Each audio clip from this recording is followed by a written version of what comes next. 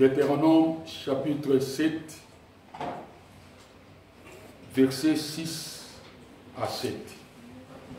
Deutéronome chapitre 7, versets 6 à 7. Nous lisons la parole du Seigneur. Car tu es un peuple saint pour l'Éternel, ton Dieu. L'Éternel, ton Dieu, t'a choisi pour que tu fasses un peuple qui lui appartient entre tous les peuples qui sont sur la face de la terre.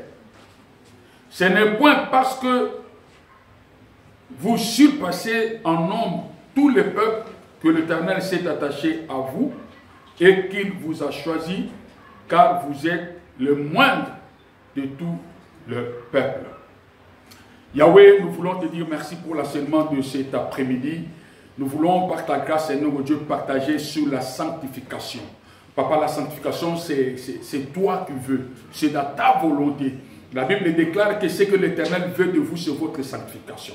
Nous voulons, oh Dieu, à travers cette parole, que cette parole, Seigneur mon Dieu, puisse nous sanctifier. La Bible déclare, c'est toi, Yoshua Mashiach, qui a dit, vous êtes déjà purs à cause de la parole que je vous ai annoncée. Père, que cette parole puisse nous sanctifier, que cette parole puisse nous purifier, que cette parole puisse nous tailler, nous donner la forme qu'il faut pour que nous puissions être agréables. C'est toi qui nous as choisis. Tu nous as mis à part pour que nous puissions t'appartenir. Oh Dieu Tout-Puissant, que le Saint-Esprit puisse saisir nos cœurs, que le Saint-Esprit puisse illuminer nos cœurs, que le Saint-Esprit puisse captiver nos cœurs cet après-midi pour que nous soyons très attentifs à écouter ta parole et que nous puissions la mettre en pratique pour ta gloire. Enfin, nous serons sanctifiés pour que le jour de ton avènement, nous puissions contempler ta gloire éternelle.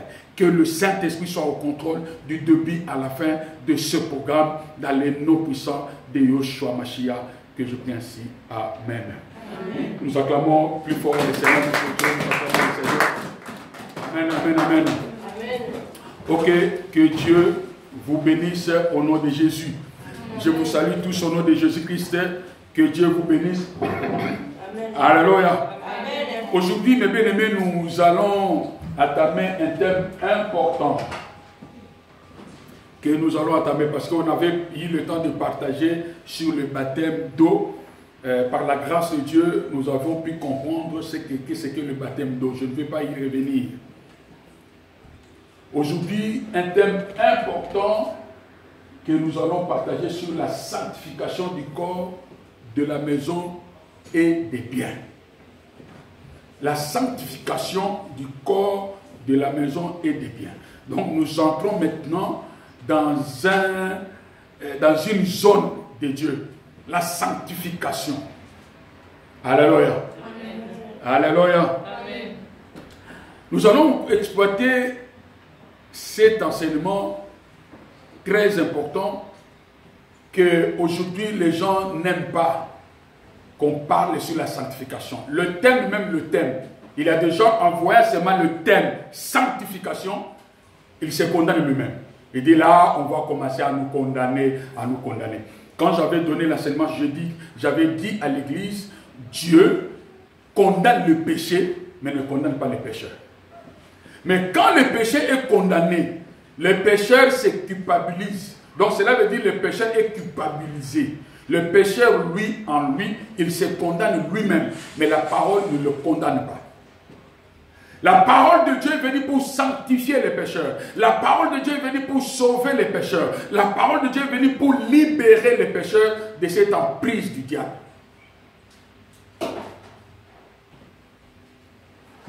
Jésus-Christ est venu dans le monde.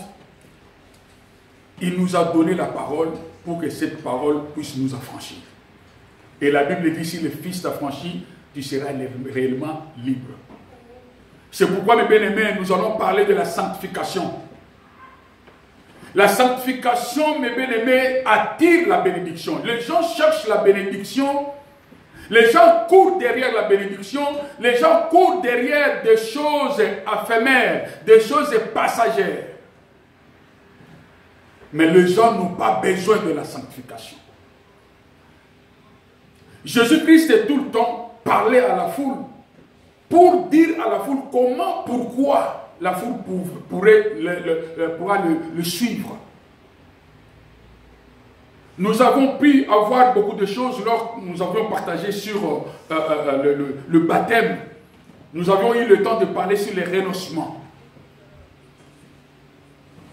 Mais la sanctification, c'est la base de l'enseignement. La sanctification, c'est une puissance qui nous libère. La sanctification attire la bénédiction dans la vie de l'homme. La sanctification permet à l'homme d'être en communion permanente avec Dieu. C'est pourquoi Dieu a besoin de notre sanctification. Alléluia. Nous allons commencer par la signification de la sanctification. La sanctification veut dire quoi? Que signifie la sanctification?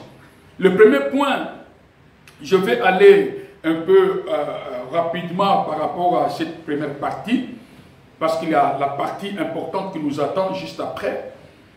La sanctification, c'est mettre à part pour un but sacré, mis à part. C'est ça le verset que nous venons de lire dans le livre de Deutéronome.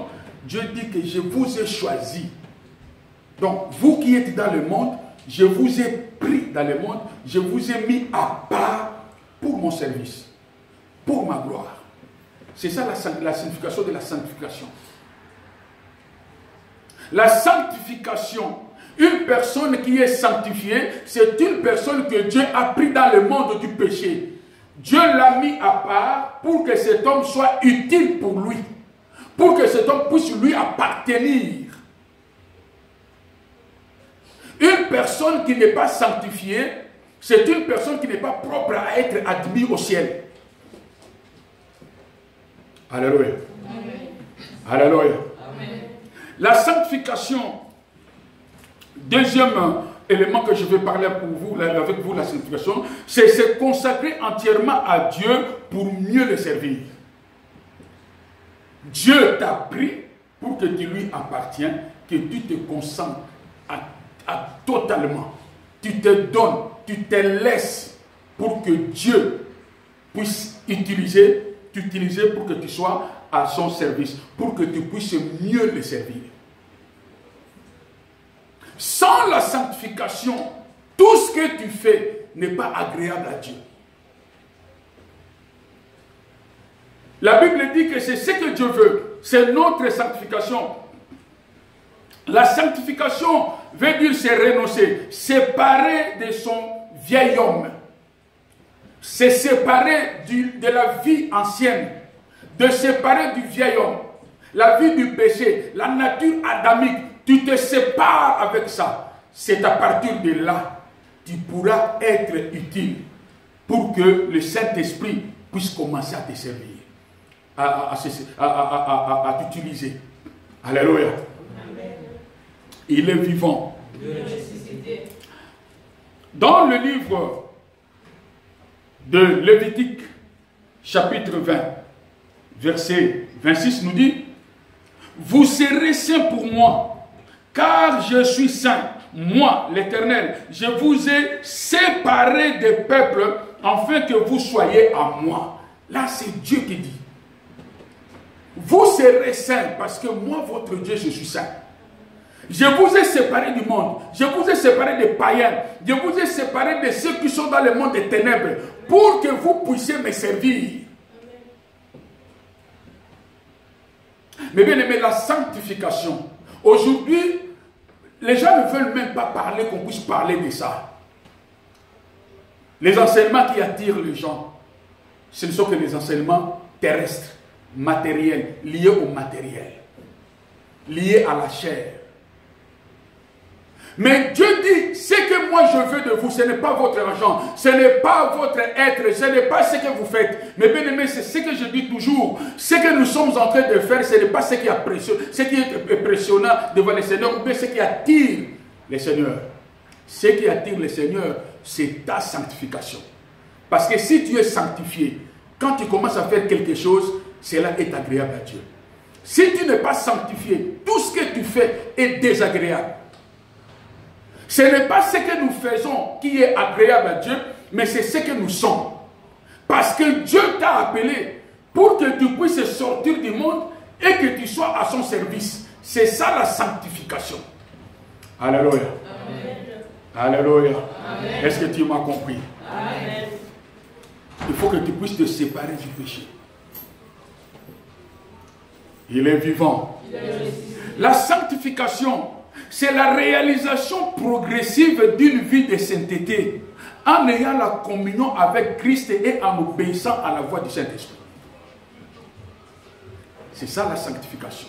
Une personne qui est sanctifiée et a une communion permanente avec Dieu. Alléluia. Elle est en communion avec Jésus. Là, j'en parlerai quand nous allons parler sur le pourquoi d'être sanctifié. La sanctification, c'est faire la volonté. C'est la volonté de se garder du mal. La volonté de se garder du mal. Une personne qui dit que je veux me sanctifier, c'est une personne qui a pris lui-même la bonne volonté de ne pas faire le mal. Tu prends toi-même la décision, à partir d'aujourd'hui, je ne veux plus voler. À partir d'aujourd'hui, plus de l'impudicité. À partir d'aujourd'hui, je ne veux pas faire ça. Tu prends toi-même la décision de te garder contre le péché. Pour que le péché ne puisse pas se servir en toi. Pour que le péché ne puisse pas te dominer. Pour que tu ne sois pas l'esclave du péché. C'est ta décision. Volontairement, tu dis non, je ne le fais pas. Si tu as besoin d'être sanctifié, il faut que ta volonté soit manifestée. Il faut que tu aimes la séparation avec le péché. Il faut que tu aimes. Si tu n'arrives pas à avoir cette volonté, tu ne peux pas servir le Seigneur. Mais bien aimé, là, je vais essayer de voir rapidement dans le livre de Jean, 1 Jean, pardon, je vais lire 1 Jean, chapitre 5. Si je ne me trompe pas, ça pourrait être au verset 18. Vous voyez voir, 1 Jean, chapitre 5. Ok. Nous savons que quiconque est né de Dieu ne pêche point. Quiconque est né de Dieu ne pêche point. Mais celui qui est né de Dieu se garde de lui-même et le malin ne le touche pas. Celui qui est né de Dieu se garde de lui-même. Cela veut dire comme moi, je suis né de Dieu. Je me garde de moi-même.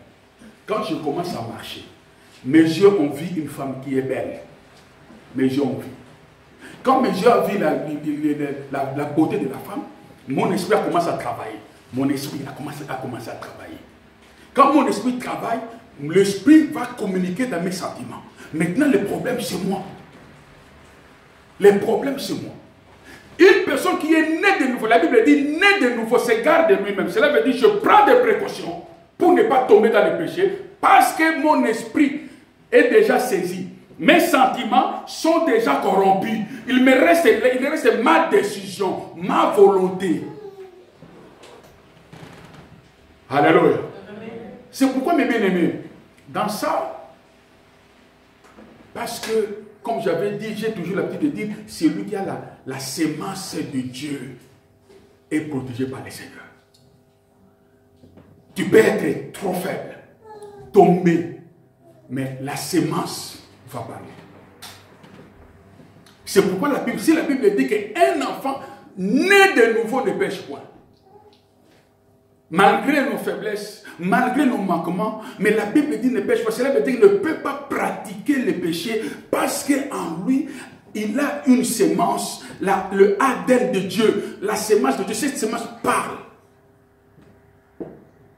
C'est pourquoi Dieu dit, celui qui n'a pas l'esprit de Dieu, celui qui n'a pas l'esprit ne lui appartient pas.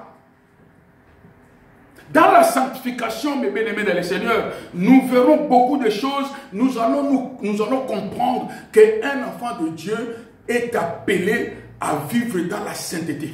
Et cela est possible. Alléluia. Il se garde de lui-même et le malin ne le touche pas. Je me garde. Je dis, je ne veux pas tomber. Je me garde. Je dis, là, si je continue sur ce chemin, je finirai par voler. Je change la direction. Je me garde. Je sais que si je commence à faire ça, je serai envoûté par la puissance de la sorcellerie. Je me garde. Quand tu commences à te garder par ta propre volonté, par ta décision, parce que tu t'es attaché à Jésus, le Saint-Esprit est là pour t'aider. Alléluia. la sanctification. La sanctification, c'est l'identité même d'un enfant de Dieu. Un enfant de Dieu, mes bien-aimés, si aujourd'hui nous voyons des hommes de Dieu demeurer dans les péchés, ce sont des païens. Il n'y a pas d'autre chose à dire.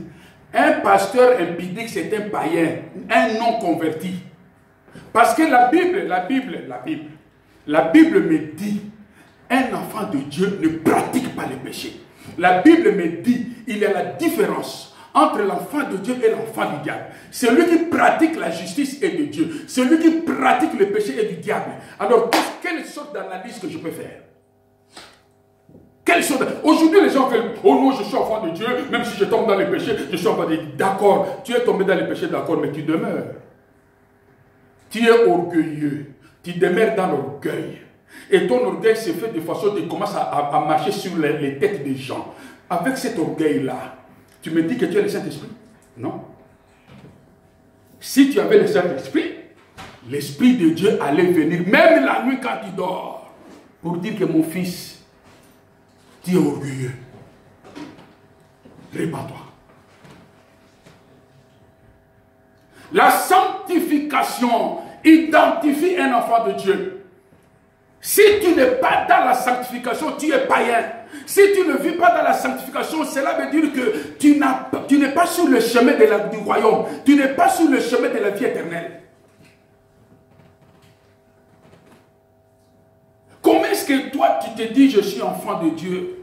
Tu n'as jamais eu le temps de marcher avec Christ, de vivre avec Christ, d'être en communion avec Jésus, en communion avec le Saint-Esprit. Comment est-ce que dans ton cœur, tu n'es pas attristé quand tu fais le mal? C'est ça le problème. Oh, je ne suis pas ce que les gens voient, ce que les gens disent de moi, mais je suis ce que le Seigneur me dit. Ah, d'accord, je suis tout à fait d'accord avec toi, mais pourquoi tu vis? Ce Seigneur me dit, vous le reconnaîtrez par leurs fruits. Tant que je te vois dans des choses qui n'encadrent pas la volonté de Dieu, tu ne peux pas me convaincre. Jamais. Il faut que tu changes. La sanctification, c'est l'identité d'un enfant de Dieu. La sanctification, c'est même la respiration. Parce que la respiration, c'est la vie. C'est pourquoi notre Dieu dit, ce que je veux de toi, c'est ta sanctification. Alléluia. Amen. Pourquoi la sanctification? Pourquoi la sanctification? Alléluia. Amen. Le premier point, pourquoi la sanctification, c'est pour accomplir la volonté de Dieu. C'est là où j'avais parlé, mais ici, nous voulons aller un peu plus loin. L'accomplissement de la volonté de Dieu. Jésus-Christ dit, ma nourriture, c'est faire la volonté de Dieu. Faire la volonté de Dieu, c'est la nourriture d'un enfant de Dieu né de nouveau. Jésus-Christ, les gens lui ont posé la question, mais Seigneur, je vois comme si tu as déjà mangé. Il dit, oui, j'ai déjà mangé, mais la nourriture que je viens de manger, c'est la volonté de mon Père. Si Jésus-Christ, sa nourriture, c'est faire la volonté de Dieu. La nourriture du diable, c'est quoi? Qui peut me dire la nourriture du diable? Si la nourriture de Dieu, c'est de faire la volonté de Dieu, la nourriture de Jésus, c'est faire la volonté de Dieu. Et la nourriture du diable, c'est quoi? C'est le péché. Maintenant, mes bien-aimés, je parle maintenant accomplir la volonté de Dieu par rapport à la nourriture. Parce que l'accomplissement de la parole de Dieu, c'est la nourriture de Jésus. Maintenant, toi, tu dis, j'ai reçu Jésus. Mais ton Jésus ne mange pas. Parce que dans ta vie, tu ne fais pas la volonté de Dieu. Parce que la nourriture de ton Jésus, c'est la volonté de Dieu. Jésus ne mange que la volonté de Dieu. Le diable mange que la volonté, la rébellion contre Dieu. C'est ce que le diable mange. La nourriture de Satan, c'est se rebeller contre Dieu. La nourriture de Jésus, c'est accomplir la volonté de Dieu. Maintenant, si dans ta vie, tu dis que moi je suis enfant de Dieu, mais tu n'accomplis jamais la volonté de Dieu, c'est que ton Jésus-Christ meurt de faim. Ton Jésus meurt de faim. Maintenant, ton Jésus meurt de faim. Tu punis ton Jésus. Des jeunes, Jésus qui avait gêné 40 jours et fini. Maintenant, il a besoin de manger et de se rassasier. Sa nourriture, c'est quand toi tu es tenté de faire la volonté de Dieu. Tu sais combien tu es tenté de nourrir les diables sans le savoir. À chaque fois que tu commets les péchés, c'est le diable qui mange. À chaque fois que tu commets les péchés, le diable mange. Maintenant, je te pose la question. Entre celui qui est affamé et celui qui mange bien, entre les deux, qui est le plus fort? C'est pourquoi les 7 fils d'Esceva, quand ils se sont présentés pour dire que nous allons te chasser au nom de Jésus-Christ, leur Jésus-Christ est mal nourri. Donc cela veut dire que Jésus-Christ dit que bon, ici dans cette maison je suis affamé, alors je ne peux pas supporter, je vais aller chercher la nourriture ailleurs. Quand tu vas commencer à chercher les démons verront en toi, il n'y a pas la volonté de Dieu, ils vont te tabasser.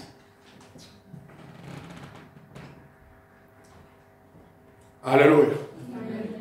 Alléluia. Est-ce que tu m'as compris? Ma nourriture, c'est de faire la volonté de Yoshua, de faire la volonté de Dieu. Quand je fais la volonté de Dieu, c'est alors que je suis en train de manger. Alléluia. Écoutez ce que la Bible dit, mes bien-aimés dans le Seigneur. Ce que la Bible déclare, cela est très important. Dans le livre des Thessaloniciens, 1 Thessaloniciens chapitre 4, je commence par le verset 3 et nous allons lire jusqu'au verset 7. Nous allons comprendre ce que Dieu veut de nous. La Bible dit, ce que Dieu veut, c'est votre sanctification. C'est votre sanctification, ce que Dieu veut.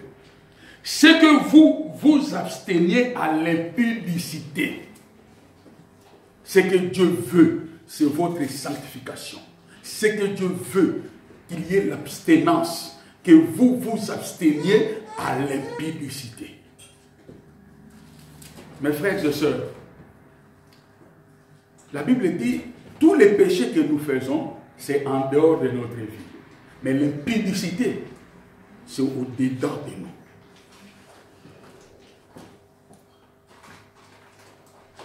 C'est une puissance qui détruit l'œuvre de Dieu. L'impudicité, c'est une puissance qui détruit le foyer. C'est une puissance qui détruit la vie de jeunes. Ça détruit la vie de vieux. Ça détruit toute la génération. L'impudicité. C'est très dangereux. Dieu veut que nous puissions nous abstenir. Dieu veut que nous puissions, mes bien-aimés, dans la sanctification, que nous puissions nous séparer totalement, à 100% avec l'impudicité. Un enfant de Dieu, mes bien-aimés, ne peut pas être un impudique. Il faut savoir discipliner son sexe. Il faut savoir discipliner. La sanctification, en lisant cela, cela veut dire je discipline mon sexe. Est-ce que tu me comprends? Amen. Une personne sanctifiée doit avoir la discipline dans son sexe, la discipline. Ce n'est pas, mes bien-aimés, tu es une personne qui fait tomber ta culotte n'importe comment, n'importe où. Ce n'est pas normal. Ça, ce n'est pas la vie d'un enfant de Dieu. Ce n'est pas la vie d'un enfant de Dieu. Mais bien aimé dans le Seigneur, cela est possible. Mais bien aimé, il y a un monsieur qui m'a dit, pasteur, excusez-moi, je vais te dire qu'il est difficile de rester avec une femme dans le monde. Il est difficile. Moi, je dis, il est difficile pour toi, mais pas pour moi. Tu ne prends pas ta faiblesse, tu l'associes avec tout le monde.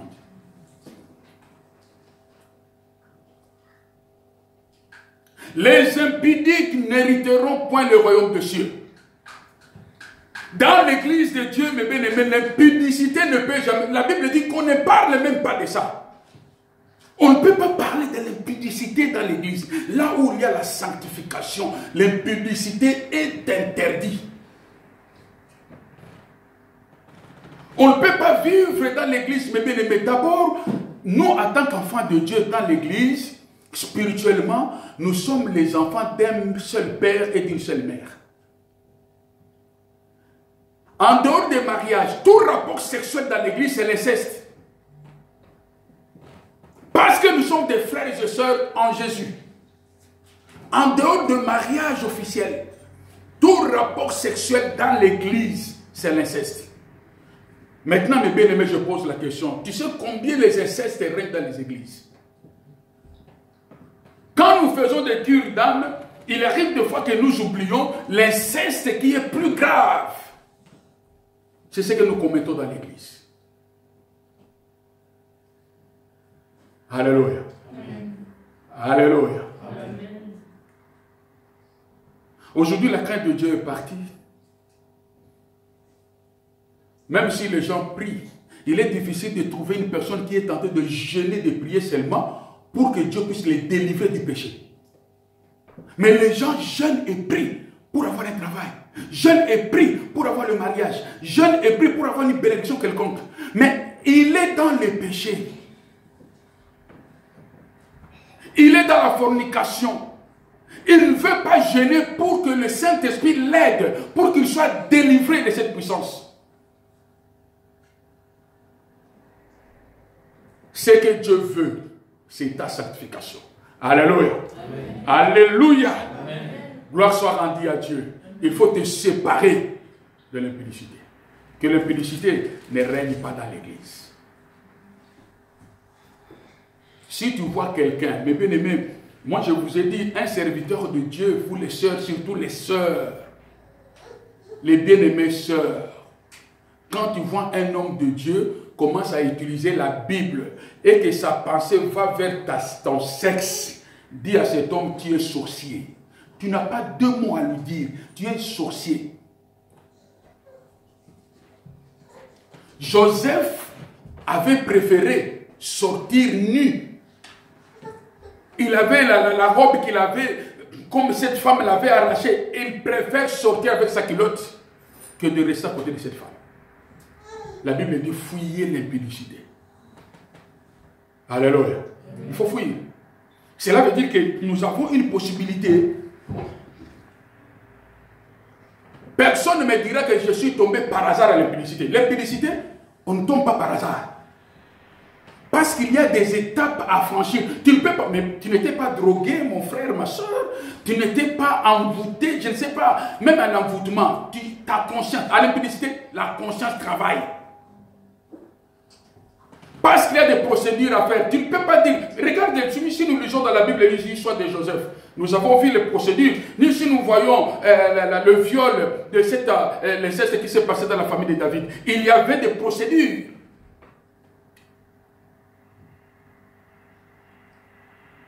Personne ne peut dire à l'église que je ne savais pas, je suis tombé comme ça dans l'impudicité. Ça ne se fait pas.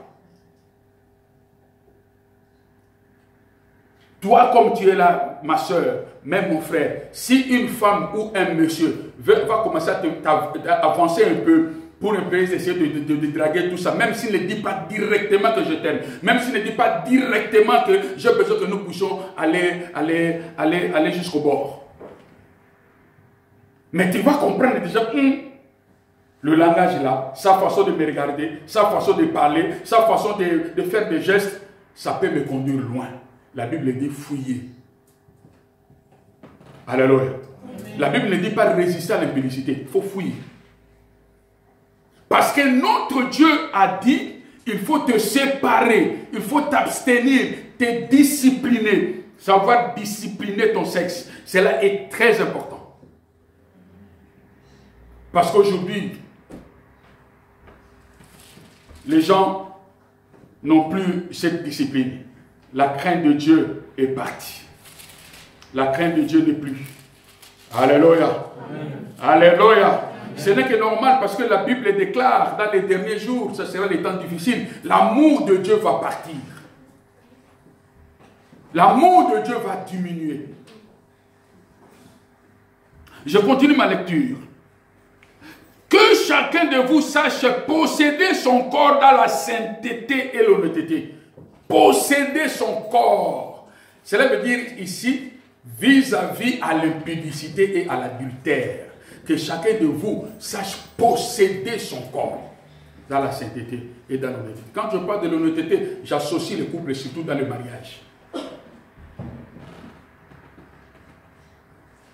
Un monsieur honnête et une femme honnête, son corps est gardé seulement, resté, respecté, réservé à son partenaire. Alléluia. Alléluia. Est-ce que tu me comprends? Amen. Tu peux acclamer le Seigneur ton Dieu, tu acclames le Seigneur ton Dieu. Gloire soit rendue à Dieu. Écoutez-moi bien. Écoutez-moi bien, parce que des enseignements comme ça, la chair n'aime pas. Celui qui vit dans le péché est toujours en colère si les démons de ces démons-là ne veulent pas le lâcher. Dieu veut que ton corps, la Bible ne parle pas de ton esprit, mais le corps. Le corps, il est là pour exécuter l'ordre qui vient de l'âme. C'est l'âme qui a les sentiments. Quand l'âme a des sentiments, pour que ces sentiments soient satisfaits,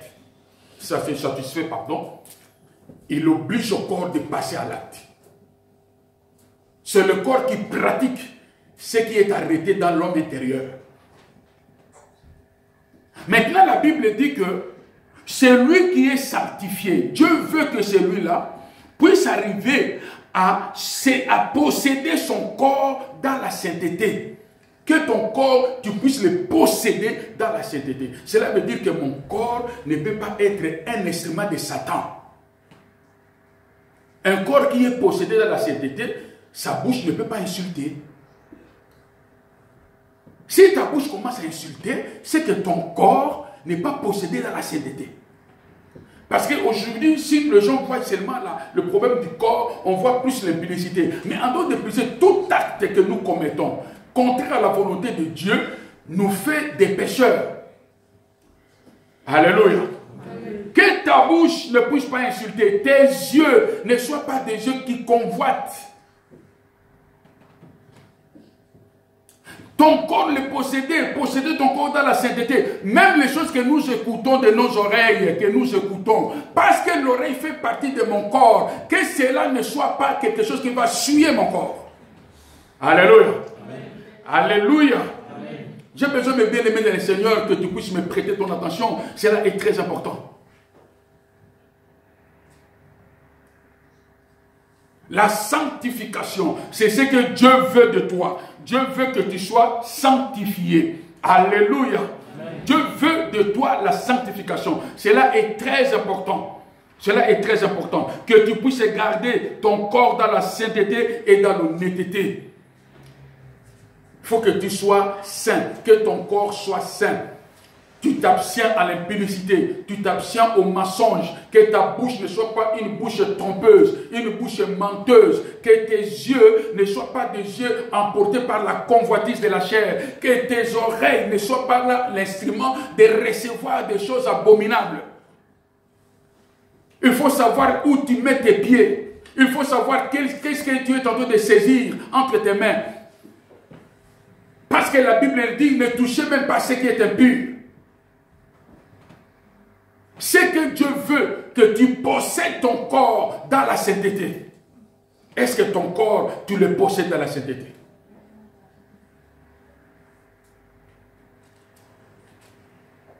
Alléluia. Amen. Alléluia. Amen. Il est vivant. Sans vous livrer à une convoitise passionnée, comme font les païens qui ne connaissent pas Dieu. La façon que tu es en train de vivre. Si tu vis comme des païens qui ne connaissent pas Dieu, c'est que ton corps n'est plus dans la possession de la sainteté. Ton corps est possédé par les démons. Mais Dieu qui t'a délivré, qui t'a mis à part, il a besoin que chacun de nous puisse posséder son corps dans la sainteté et dans l'honnêteté.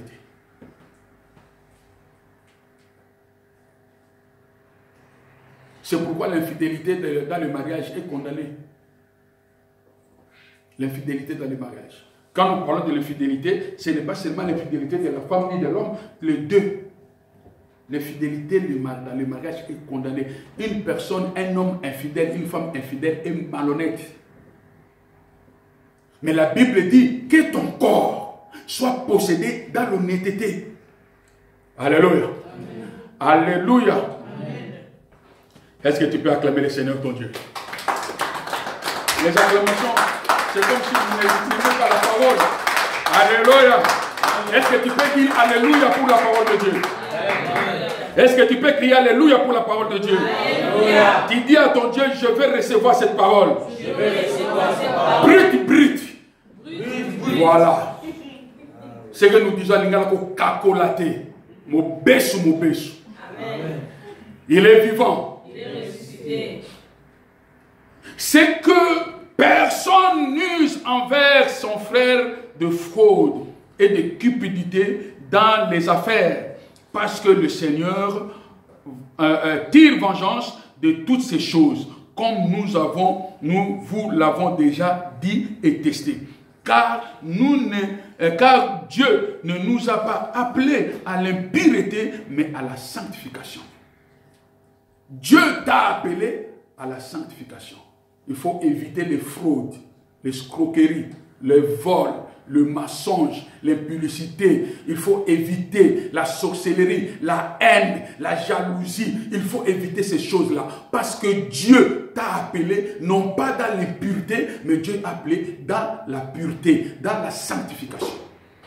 Tu es mis à part pour être agréable à Dieu. Tu es mis à part pour appartenir à Dieu. C'est ça la sanctification. Pourquoi la sanctification?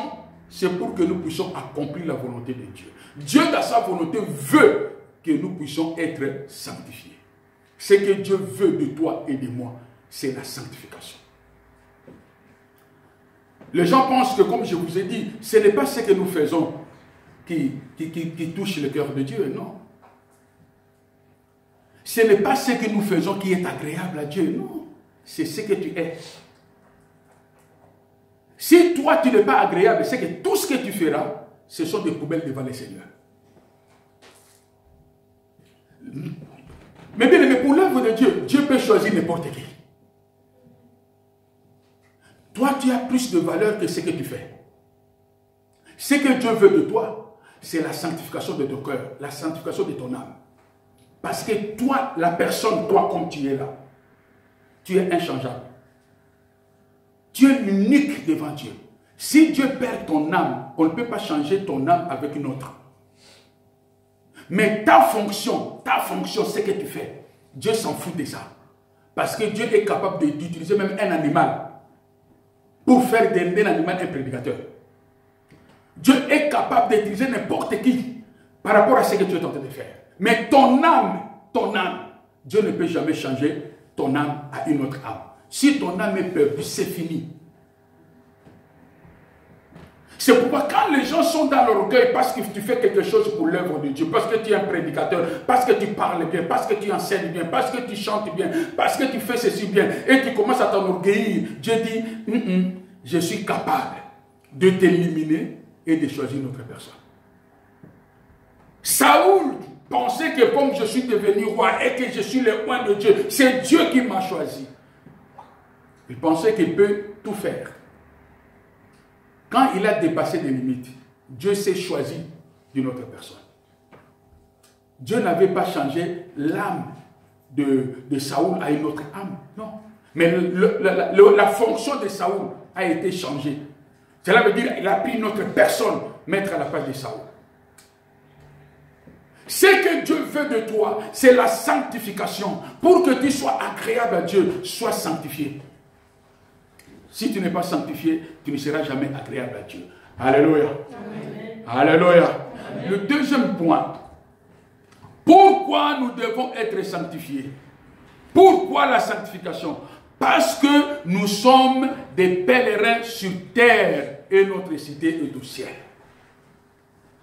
Pourquoi nous devons marcher dans la sanctification?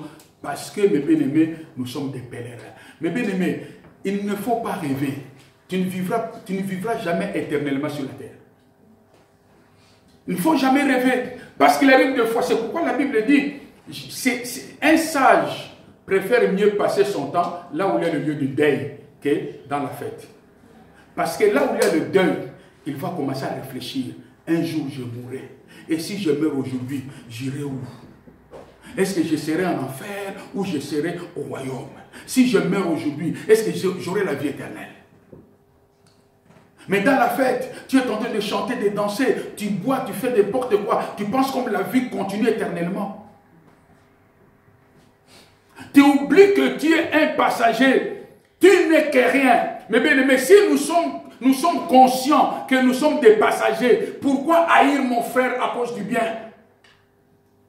Parce que le bien là, je veux le quitter. Soit moi, je vais mourir avant. Soit quand Jésus-Christ arrive, je vais tout abandonner et je monte. Si Jésus-Christ n'arrive pas, la mort peut me surprendre. Combien de milliardaires sont morts? Ils ont laissé leur argent dans les banques.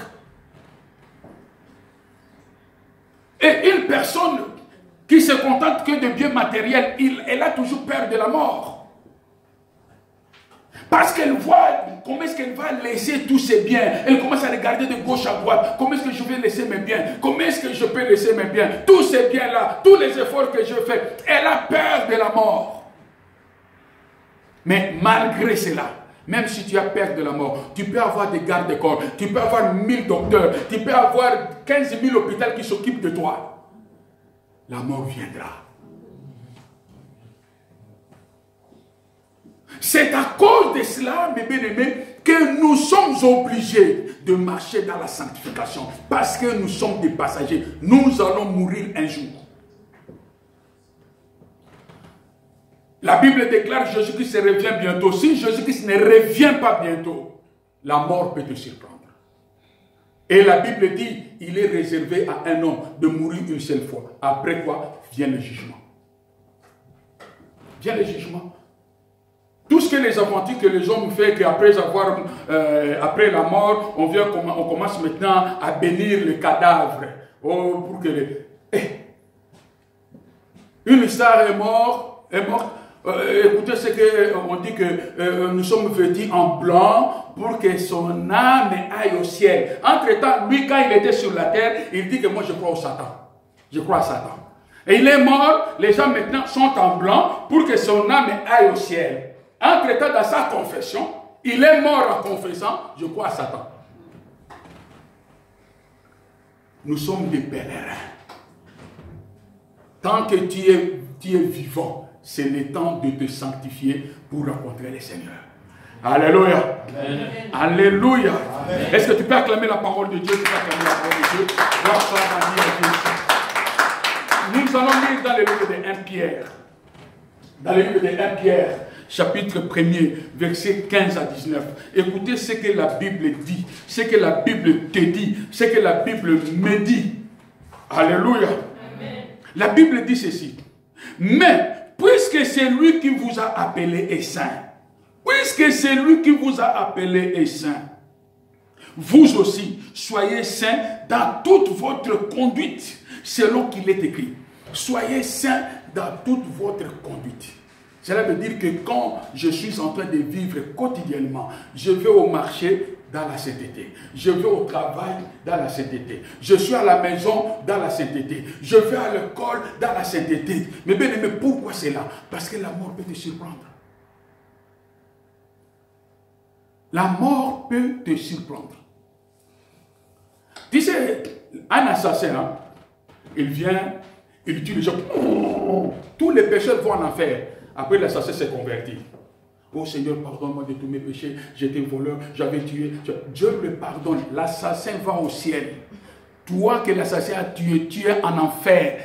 Il n'y aura pas de jugement là-bas pour que le Dieu juge. Et assassin, c'est toi qui as tué Pierre, c'est toi qui as tué Jacques. Non. Au ciel, l'assassin est né de nouveau. Ce qu'il a fait est oublié. Dieu ne va pas se mettre devant le tribunal pour commencer à poser l'assassin la question. C'est toi qui l'as tué? Non. L'assassin dira que Seigneur, je n'ai tué personne. Dieu dit oui, parce qu'il avait effacé les péchés. Mais toi que l'assassin avait tué, comme tu étais dans l'impudicité, tu étais dans le péché, dans la sorcellerie, tout droit en enfer. Tu vois, le jugement de Dieu est un peu compliqué. Hein? C'est pourquoi, comme la mort peut me surprendre, la Bible me dit, dans toute ma conduite, que je marche dans la sainteté. Comment marcher dans la sainteté? Ça viendra après. Mais je parle d'abord le pourquoi. Pourquoi la sanctification? Parce que je sais que je suis un pèlerin, je suis vivant aujourd'hui, demain je vais mourir. Combien mes bien-aimés sont aujourd'hui dans la morgue? Est-ce que ces gens avaient mérité la mort? Est-ce que ces gens avaient souhaité de mourir un jour? Mais la mort les a surpris. Maintenant, si la mort te surprend, étant dans le péché, mes frères et les sœurs, mes frères dans le Seigneur, je vous dis, mes bien-aimés, la Bible dit, si un juste pratiquait la justice et la fin, il abandonne la justice pour pratiquer le péché. Si la mort le surprend, sa justice dans l'eau, il va en enfer. C'est pourquoi, mes frères, étant pèlerin sur la terre, la Bible dit, Dieu veut que, comme il est saint, il veut que nous aussi, dans notre conduite, que nous marchons dans la sainteté. Tu vas au travail, dans la sainteté. Dans le supermarché, dans la sainteté. Parce que si je suis dans le supermarché, dans la sainteté, comment est-ce que je peux voler? Il avait un monsieur vient, il voit camembert, et le camembert, une marque là réputée qui est trop chère. Il prend l'emballage, il enlève le vrai camembert, il change. Il prend maintenant les faux camemberts, il met dans l'emballage des vrais, il prend les vrais, il met dans l'emballage des faux. Cela veut dire le vrai coûtait 5 €, le faux coûtait 1 €. Il prend la pièce de 5 €, il met dans l'emballage de 1 €, il change. Et il dit, mais la caissière, pauvre caissière, coin, ça passe 1 €. Mais au-delà, 5 €. Tu vois? Et tu verras une personne comme ça, dimanche à l'église avec la Bible. Hein? Le Seigneur, tu iras en enfer. Tu iras en enfer. Tu changes les... On le voit. Il arrive des fois que quand tu regardes les choses qui se passent dans les magasins, mais tu regrettes. Il voit la chemise. Il prend le ticket de la chemise de 5 €, il met dans la chemise de 15 €. Il renverse. Ça passe au magasin, même les questions, cette qualité 5 €. Mais comme cela est sorti 5 €, tu le passes. Un chrétien, soi-disant chrétien, il vient à l'église, je témoigne le Seigneur. Malheureux que tu es. Est-ce que dans le supermarché, quand tu vas dans les supermarchés, est-ce que tu marches dans la sainteté? Tu entres avec la sainteté? Combien de chrétiens qui se disent chrétiens, mais les actes qu'ils commettent, mes bien-aimés, c'est une abomination. C'est pourquoi je vous ai dit, si ta conscience te condamne, tu iras tout droit en enfer. Parce que ce que tu es tenté de faire, dans ta conscience, tu sais que je viens de voler. Tu sais, je viens de voler. Tu n'as trompé personne. Parce que les autres là, bon, la caissière ne dit pas que tu es voleur. La caissière ne dit pas que tu es voleuse. Tu es venu, allez, quick, ça passe. Mais ta conscience sait que je viens de voler. Est-ce que tu marches dans la conduite? La conduite, dans la conduite, une bonne conduite, mes frères et sœurs. Est-ce que tu marches dans une bonne conduite? Des choses semblables, hein? Cette tromperie-là, des choses semblables que les chrétiens font. Je ne parle pas des païens, les chrétiens. Les chrétiens font. Vous pouvez imaginer que dans une église, quelqu'un, on l'a volé portable, téléphone portable, dans l'église.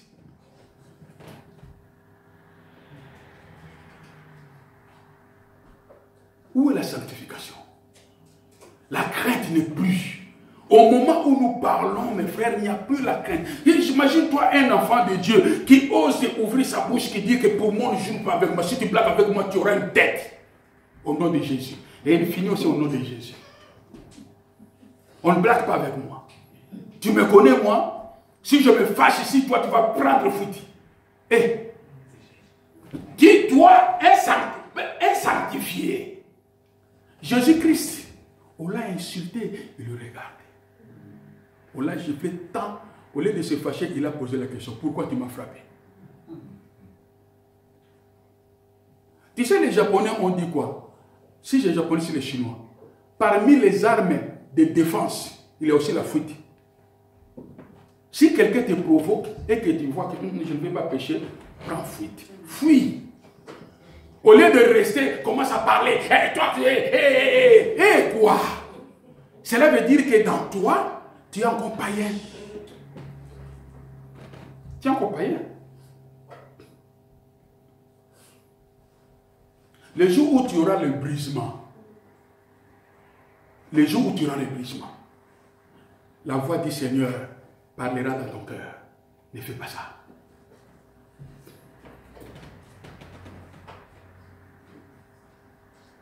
Une femme chrétienne qui dit à son mari, tu sais, c'est la Bible, hein? Si n'était la Bible pour toi, j'allais, tu joues avec moi, toi tu sais comment est-ce que j'étais. C'est la Bible qui est encore païen. Encore païen. La Bible dit que c'est de l'abondance du cœur que la bouche parle. Cela veut dire qu'au-dedans de toi, tu n'as pas Jésus. C'est la colère qui demeure encore, ce démon-là. Dans ta conduite. Alléluia. Amen. Alléluia. Amen. Est-ce que tu me comprends? Amen. Mes frères, quand nous voyons même nous les serviteurs de Dieu, là aussi encore c'est très grave. Des choses que les serviteurs de Dieu font, les bien-aimés, ce sont des abominations graves. Aujourd'hui, ce n'est que la compétition des serviteurs de Dieu. Nous avons besoin de la popularité. Les serviteurs de Dieu prêchent pour la popularité, prêchent pour l'argent, prêchent pour les choses abominables, des choses terrestres. Ils oublient qu'ils sont aussi, nous les serviteurs de Dieu, nous oublions, il arrive des fois que nous oublions, nous sommes des passagers. Alléluia. Alléluia. Amen. Un enfant de Dieu, un serviteur de Dieu, partout où il va, partout où il est, la Bible dit dans sa conduite, il faut qu'il marche dans la sainteté. Combien de fois, mes bien-aimés, nous vivons cette sanctification? Combien de fois? Si nous suivons des choses qui se passent, on voit les serviteurs de Dieu entre eux, ils se battent. Vous vous battez pourquoi? Parce que vous êtes... La Bible dit quoi? La Bible, pourquoi parmi vous, il y a des querelles, il y a des combats, des rivalités? Parce que vous êtes encore des hommes, c'est vrai que vous êtes encore des païens. Moi, je ne peux pas, pour l'œuvre de Dieu, je ne peux pas me mettre debout, aller me chamailler avec un autre serviteur de Dieu. Nous sommes les serviteurs du même royaume. Si on entend parler des empoisonnements au sein de l'Église, est-ce que ces gens-là qui s'empoisonnent au sein de l'Église sont réellement des nés de nouveau? Sont des païens. Parce que, mes bien-aimés, quand on entend parler qu'il y a un serviteur de Dieu qui a tué quelqu'un, qui l'a égorgé, il n'a jamais été serviteur. Il n'a jamais été serviteur. C'était un assassin, un sorcier qui s'est déguisé. Mais bien aimé, imagine-toi, dans ta vie, aucune fois dans ta vie, tu as déjà tué. Et on te dit, prends le couteau, égorge-le. Et si tu as plaisir, tu commences à égorger quelqu'un sans pudeur, sans, je ne sais pas, avoir des émotions, tout ça. Cela veut dire que tu as l'habitude de tuer. Tu as l'habitude de tuer. La sanctification. Je continue, mes bien-aimés. Il y a beaucoup de choses à dire. Par la grâce de Dieu, on va arrêter au troisième point, comme ça on va continuer après. La Bible dit, sachant, je reprends 15, puisque celui qui vous a appelé est saint, vous aussi soyez saints dans toute votre conduite, selon qu'il est écrit, vous serez saints car je suis saint. Ça c'est Dieu qui parle. Et si vous invoquez mon Père comme Père, c'est lui qui juge selon l'œuvre de chacun, sans exception, pardon, sans acceptation de personne, conduisez-vous avec crainte pendant le temps de votre pèlerinage. Conduisez-vous avec crainte. Si tu confesses que Jésus-Christ est ton Père, tu dis, oh Père, mon Père qui est dans les cieux, la Bible dit, conduisez-vous avec crainte. Combien de fois? C'est pourquoi la Bible dit que tu ne peux pas citer le nom de Jésus-Christ comme ça.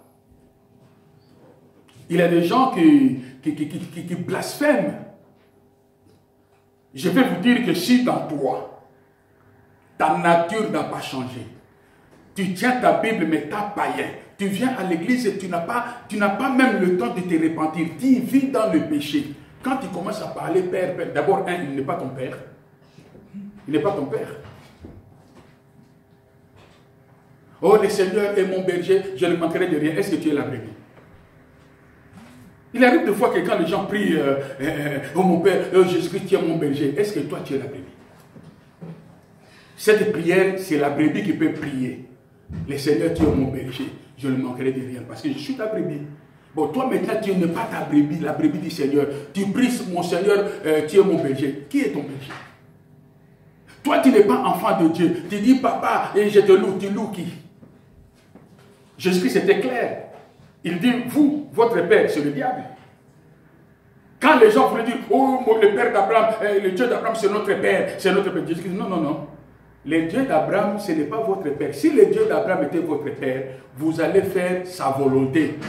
Mais vous faites la volonté de l'autre côté. Cela veut dire que votre père, c'est celui qui est là. C'est le diable. Mais maintenant, là, c'est Jésus-Christ qui a dit, pour moi, quel langage que je vais utiliser? Quel langage que je vais utiliser? Toi qui viens à l'église en pratiquant le péché, tu viens à l'église, tu pratiques le péché. Tu prêches l'évangile, tu pratiques le péché. On te consacre pasteur à bishop, tu pratiques le péché. Jésus-Christ s'était dit, Dieu d'Abraham n'est pas ton père.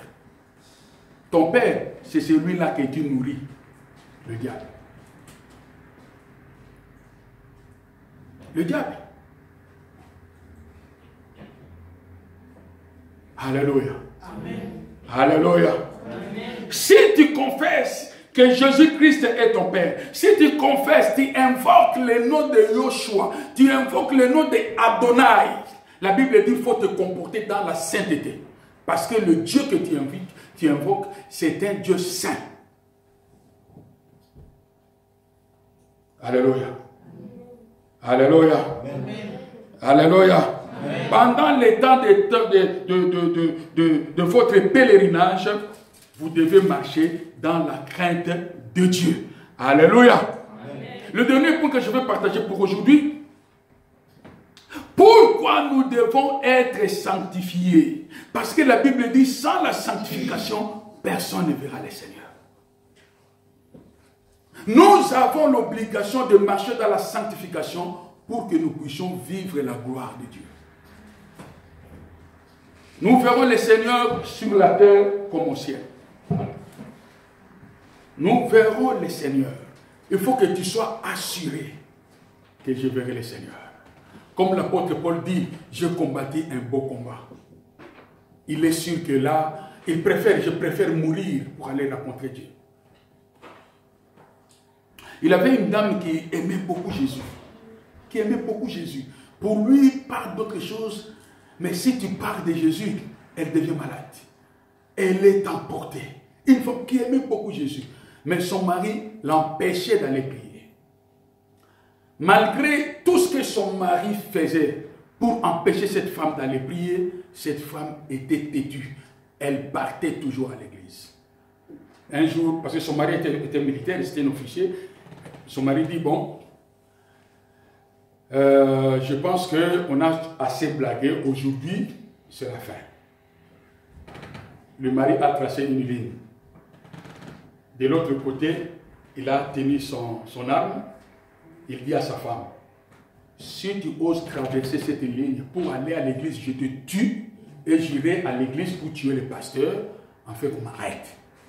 Et il était sérieux, le monsieur. La femme commence à chanter, Alléluia, il chante. Le mari dit, mais la femme chante. Elle chante, elle est en train de se préparer pour aller à l'église. Après, elle tient sa Bible. Elle arrive juste à la ligne. Elle fait sa prière.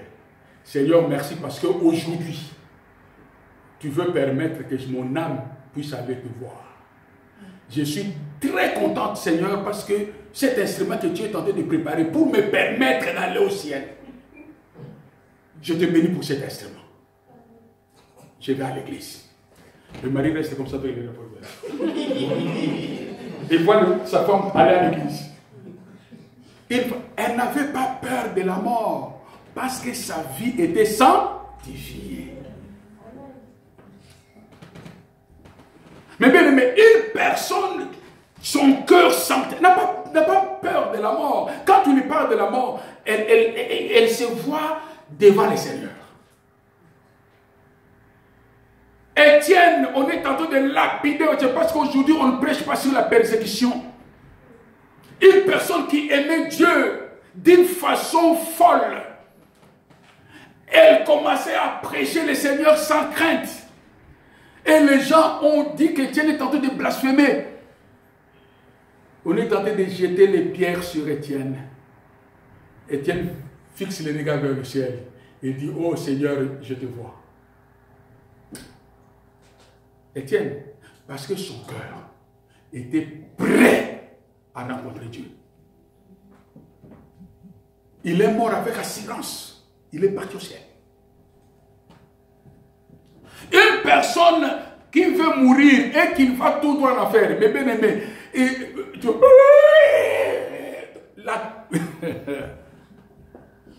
parce que Dieu peut permettre avant de mourir, il te montre la direction, le feu qui t'attend.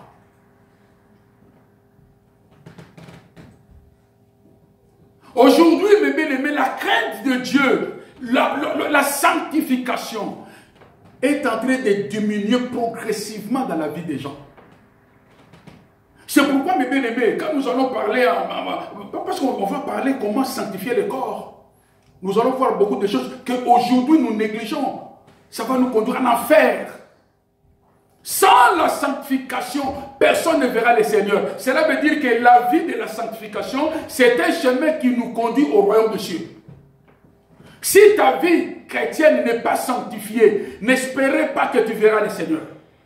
Un pécheur, la Bible dit, un impudique ne rentrera jamais dans le royaume des cieux. Les impudiques, les voleurs, les menteurs, tous ceux qui pratiquent le péché ne verront jamais le ciel. Maintenant, si sur la terre, mes bien-aimés, tu écoutes la parole de Dieu, tu fais semblant comme si quelqu'un qui marche dans la piété, et pourtant au-dedans de toi, tu sais que tu es encore incrédule, tu n'as pas eu l'occasion de te convertir, mais tu fais semblant de venir à l'église comme état chrétien.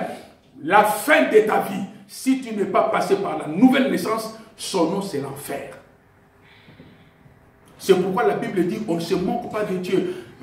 Écoutez dans le livre de Malachie, Dieu dit, est-ce que vous avez vu quelqu'un tromper le Seigneur? L'œil de l'Éternel, c'est plus que la caméra. C'est plus que la caméra, parce que si la caméra est derrière le mur ici, la caméra ne saura pas ce qu'ils sont en train de faire. Mais l'œil de l'Éternel, même si tu vas sous la terre, te voit. Partout où tu iras, l'œil de l'Éternel te voit. Et la Bible dit, personne ne peut se moquer de Dieu. Sans la sanctification, ce n'est pas moi qui peux te juger pour te montrer le chemin que tu peux aller. Mais la Bible déclare, si tu n'es pas dans la sanctification, tu ne verras jamais le Seigneur. Tu ne verras jamais la vie éternelle. La vie éternelle est réservée à ceux qui marchent dans la sanctification. Et je vous ai dit, on verra comment est-ce que nous sommes sanctifiés. Je l'ai dit parce que cela est possible. Si cela n'était pas possible, Dieu ne l'ait pas parlé. Tout ce que Dieu dit est possible à l'homme. Si Dieu dit sois sanctifié, cela veut dire qu'il a mis toutes les possibilités pour te permettre de vivre dans la sanctification. Si Dieu dit sépare-toi du péché, parce que Dieu sait ce qu'il a mis dans toi, te donnera la capacité, si tu veux, de te séparer du péché, tu vas te séparer du péché. Dieu ne peut pas, la Bible dit, Dieu n'est pas méchant. Dieu n'est pas méchant. Il ne peut pas nous donner quelque chose qui sera impossible pour nous. Il nous donne ce qui est possible à l'homme. C'est ce que Dieu demande.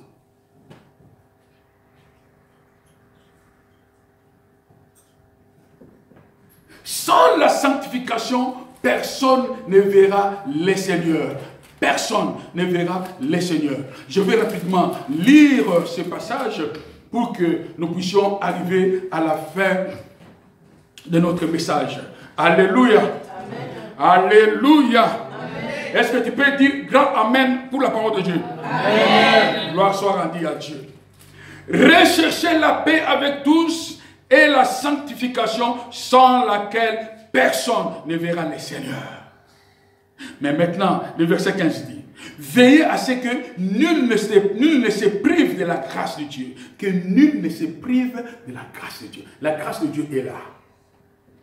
Il faut veiller. Parce que la grâce de Dieu nous aide à marcher dans la sainteté.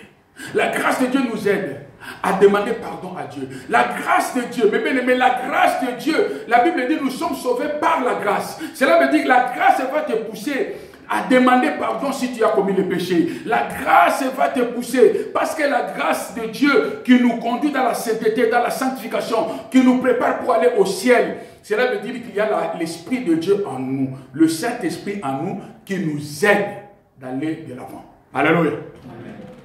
Alléluia. C'est pourquoi je dis, un enfant de Dieu qui demeure dans les péchés, il n'a pas le Saint-Esprit. Il n'a pas les... Donc, quand les gens veulent savoir, est-ce que je suis rempli du Saint-Esprit? Tu peux être rempli du Saint-Esprit, gloire à Dieu. Mais est-ce que j'ai le Saint-Esprit? Tu le sauras seulement par rapport à ton comportement vis-à-vis à Dieu. La Bible dit, celui qui n'a pas l'Esprit de Dieu ne lui appartient pas. Mais celui qui a l'Esprit de Dieu, l'Esprit de Dieu en lui parle. La Bible dit, l'onction que vous avez reçue vous enseignera toutes choses. L'onction va t'enseigner. La grâce de Dieu nous enseigne la sainteté, la sanctification. La grâce de Dieu nous enseigne de nous séparer du mal. L'onction que nous avons reçue nous enseigne parce que l'Esprit de l'homme parle. Mais ne vous privez pas de cette grâce. Alléluia. Amen. Alléluia. Amen. Verset 16 nous dit, je continue, le verset nous dit que à ce que aucune racine d'amertume poussant des rejetons ne produise du trouble et que plusieurs en soient infectés. Il y a beaucoup de gens qui sont infectés à cause des choses abominables qui règnent dans la vie des gens. C'est pourquoi dans l'Église, le seul imitateur que nous pouvons imiter, premièrement, c'est Jésus-Christ. Et deuxièmement, cet homme berger a une seule condition, qu'il soit comme Paul. L'apôtre Paul dit, soyez mes imitateurs, car moi, je suis l'imitateur de Jésus-Christ. Qui est la personne que tu peux imiter dans l'église? C'est une personne que tu as constatée, elle grandit dans la foi. Une personne que tu as constatée, elle marche dans la crainte de Dieu. Une personne que tu as constatée, elle aime Dieu. C'est la personne que tu peux imiter. Mais ne sois pas emporté de n'importe qui. Parce que comme nous avons des maladies contagieuses, spirituellement aussi, il y a des maladies contagieuses. Une personne qui a l'esprit de rébellion, à cause de ces déceptions, je ne sais pas quoi, et le diable l'a animé d'un esprit de rébellion, elle peut te contaminer la rébellion. Et tu manqueras le ciel à cause de ça. Ce que Dieu veut de toi, c'est la sanctification, sans laquelle personne ne verra le Seigneur. La Bible dit, à ce qu'il n'y ait ni impudique, ni profane, comme Ésaü, qui, pour aimer, vendit son droit d'aînesse. Verset 17. Vous savez que, plus tard, voulant obtenir la bénédiction, il fut rejeté, quoiqu'il la sollicita avec larmes, car son repentir ne put avoir aucun effet. C'est ici que je vais clôturer pour vous parler un peu de l'erreur de Saoul. L'erreur de Saoul. Tu sais, Saoul, il avait le droit d'aînesse. À cause de la soupe. À cause de la soupe. Moi, j'ai faim. Ah, droit d'aînesse, c'est quoi? Ah, donne-moi la soupe. Il a vendu son droit d'aînesse. Pour lui, ce n'était rien, mais il a oublié les conséquences qu'il attendait. Le jour où la bénédiction est apparue, pour que le né soit béni, le né c'était Ésaü, et pourtant Ésaü avait vendu son droit. C'est pourquoi Jacob était béni à sa place.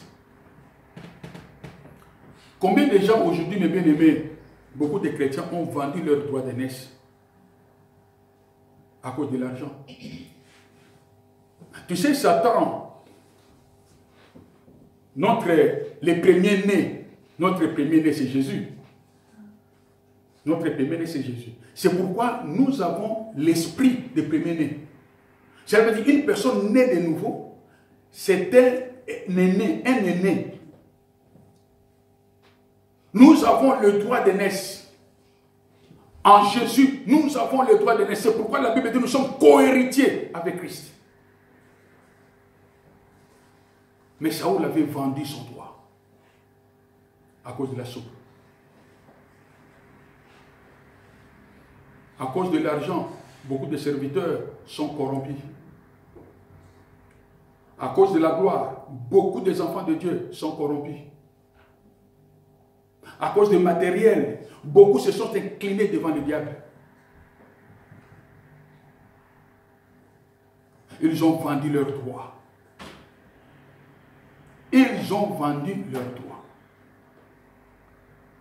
Le diable a conduit Jésus-Christ sur la montagne. Il lui présente le monde. Il dit, regarde, les avions, les bateaux, les salles de fête, regarde tout ce monde-là, tout ça, c'est à moi. Je vais te donner toute cette gloire. Mais à une condition, prosterne-toi. Jésus-Christ, gloire soit rendue à Dieu, Yoshua Mashiach l'avait chassé. Parce que le diable voulait toucher une zone intouchable. Combien des enfants de Dieu se sont prosternés devant Satan à cause de manger et de boire? Combien aujourd'hui même les serviteurs de Dieu n'arrivent plus à prêcher la sanctification parce qu'ils sont corrompus?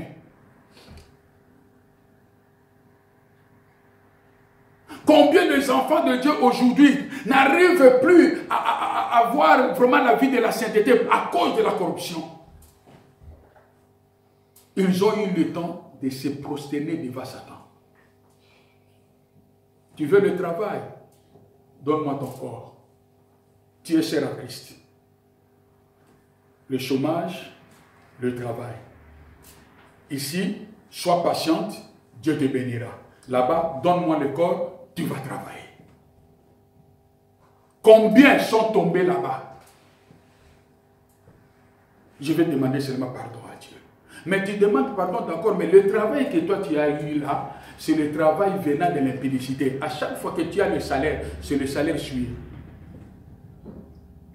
Même si tu demandes, oh Seigneur, si tu demandes Seigneur, pardonne-moi, mais quitte le travail. Combien maintenant, tu viens à l'église, tu commences à témoigner, mais tu es tenté de mentir qui? Oh, je bénis le Seigneur parce qu'il y a des gens, il a volé, il a pris beaucoup d'argent, mais pour se camoufler, il vient témoigner à l'église. Je bénis le Seigneur, j'avais beaucoup prié. Quand l'homme de Dieu avait prié sur moi, il a prophétisé sur moi. Dieu m'a béni, j'ai 5 000. Et pourtant, il sait dans ces témoignages les 5 000 qu'il a volé. Il a escroqué. Mais pour tromper les gens, il vient témoigner à l'église.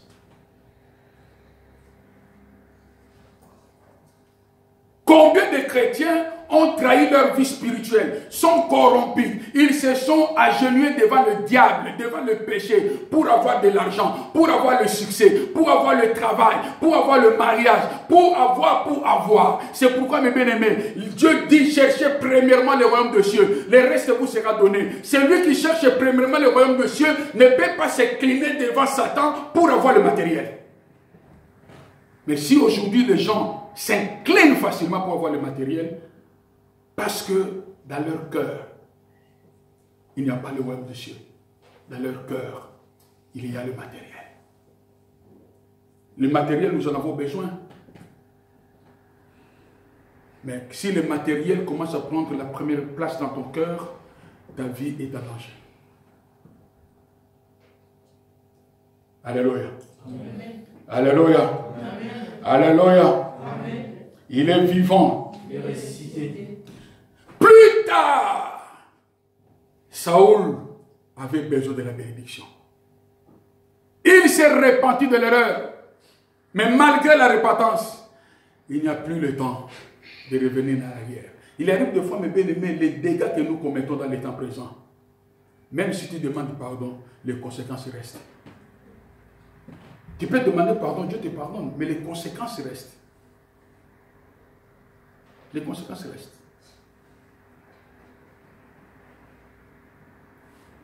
La sanctification sans laquelle personne ne verra le Seigneur. Nous devons marcher dans la sainteté. Nous devons nous conduire dans la sainteté. Nous devons vivre dans la sainteté. C'est ce que Dieu nous demande. Mais bien aimé, cela n'est pas difficile. Cela est facile. C'est seulement si nous avons la volonté. Si tu as la volonté, tu demandes à Dieu, Dieu va te donner. Jésus-Christ a dit, heureux celui qui a le cœur pur, car il verra le Seigneur. Un cœur sincère, un cœur pur, un cœur sanctifié, tu verras Dieu. Dieu a besoin de notre sanctification. C'est pourquoi mes frères, quand tu vas commencer à prier, tu demandes à Dieu, Seigneur, j'ai besoin d'être sanctifié.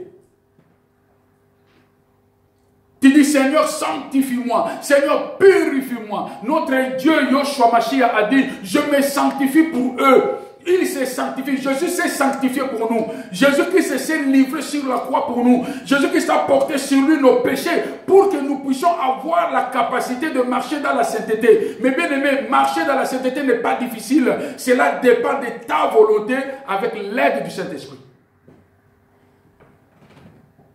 C'est pourquoi tu dois te garder. Tu dois posséder ton corps dans la sanctification. Tu arrives quelque part, tu dis non, je ne mens pas. Tu arrives quelque part, on te propose, est-ce que si tu veux, non, je ne le fais pas. Ce n'est pas grave. C'est pas grave. Comment est-ce que tu peux être un passoire comme ça? Hein, tu sais les passoires, les oui-oui. Un monsieur oui-oui, une femme oui-oui. Toi, tu dois tout, oui. Même là où on dit non, c'est toi oui. Même là où tu peux te fâcher, toi tu souris. Non. Il y a des endroits où, quand les gens commencent à parler des choses, tu commences à suer ton oreille, tu ne rigoles pas. Tu regardes. Nous, on avait un ami, c'est ici que je vais clôturer, il était militaire et pendant la guerre, il avait fait un accident, son œil était écrasé. Il était resté avec un seul œil. Lui, il était un ami qui faisait trop de blagues et quand il commence à parler, tout le monde rigole. Mais s'il s'était, il ne parle plus, même si tu rigolais, fais l'effort de ne plus rire. Après, il te dira, ah, toi, la façon dont tu continues à rigoler, à rire comme ça, c'est parce que j'ai un seul œil. Il te tabasse. Mais c'est lui qui a provoqué pour que tu commences à rire. Mais il y a eu un temps où tout le monde sait que, comme il s'était, il n'y a plus d'aventure, maintenant le sérieux est arrivé, il ne faut plus rigoler. Parce que si tu rigoles parce qu'il a un seul œil. Tu vois comment est-ce qu'il était? Parce que c'était ce film militaire. Pour lui, il n'avait pas de blague. S'il arrive quelque part, il faut éviter à rire. Il faut éviter. Si tu commences à rigoler pour lui, parce que j'ai un seul œil. Là, tu as des problèmes sérieux. Pourquoi je le dis? Parce qu'il arrive des fois, tu arrives quelque part, les gens disent de n'importe quoi pour suer ton oreille. Pourquoi tu rigoles? Pourquoi tu t'intéresses aux choses qui vont suyer ton oreille? Parce que tu es monsieur, oui, tu es madame, oui. Mais tu es capable de dire aussi non à cause du Saint-Esprit. Alléluia. Amen. Tout dépend de toi. Si tu as la bonne volonté, Dieu t'aidera. Alléluia. Amen. Pour clôturer, je vais seulement te dire une chose. La parole de Dieu n'est pas venue pour nous condamner. La parole de Dieu condamne le péché. Tout ce que je viens de parler, j'ai condamné le péché. C'est pourquoi je dis les pécheurs, s'ils ne veulent pas se repentir, se sentent mal à l'aise à cause de cette condamnation du péché, parce que cela les concerne. Mais Jésus-Christ n'est pas venu pour condamner les pécheurs. Ce que Jésus-Christ te demande, c'est ta sanctification. Si tu n'as pas donné ton cœur à Dieu, donne ton cœur à Jésus. Il est là, il est juste et fidèle de te pardonner et de te purifier. Si tu es enfant de Dieu et que tu es dans la faiblesse, de temps en temps tu tombes dans les péchés, Jésus-Christ est là pour t'aider. Le Saint-Esprit est là pour toi. Prends ton temps dans la prière, demande la grâce de Dieu. Il dit tout ce que vous demanderez à mon nom, je le ferai. Ce n'est pas seulement l'argent qu'il faut demander, demander le mariage, demander ceci, cela. Il faut demander aussi la grâce de la sanctification. Tu dis Seigneur, sépare-moi du péché. Qu'il te soit fait selon ta foi. Parce que dans ma foi, je ne veux plus pécher. Je suis incapable de me séparer du péché. Seigneur, j'ai besoin d'une transformation. Je veux me séparer du péché pour te rencontrer le jour de ta gloire. Ta prière est dans la volonté de Dieu. Le Seigneur fera grâce pour que tu sois sanctifié. Parce que la sanctification ne vient pas de nous, vient de Dieu. En complicité avec notre volonté. Amen. Amen. Est-ce que tu es prêt à dire à ton Dieu que Seigneur sanctifie-moi? Tu es prêt à dire à ton Dieu, Seigneur, aide-moi, je veux marcher dans la sainteté, je veux marcher dans l'obéissance de ta parole. Seigneur, aide-moi. Est-ce que tu es prêt à le faire? Est-ce que tu es prêt à dire que Seigneur, je viens de comprendre que si je continue dans cette vie, j'irai en enfer. Seigneur, j'ai besoin que mon cœur devienne un siège de l'Éternel. Est-ce que tu peux le faire? Ce n'est que cette décision-là, mon frère, ma soeur, qui peut permettre à Dieu de faire un miracle dans ta vie. Que tu sois changé, transformé et préparé pour le royaume. Amen. Amen. Amen. Et nous allons passer un moment de prière. Nous allons passer un moment de prière.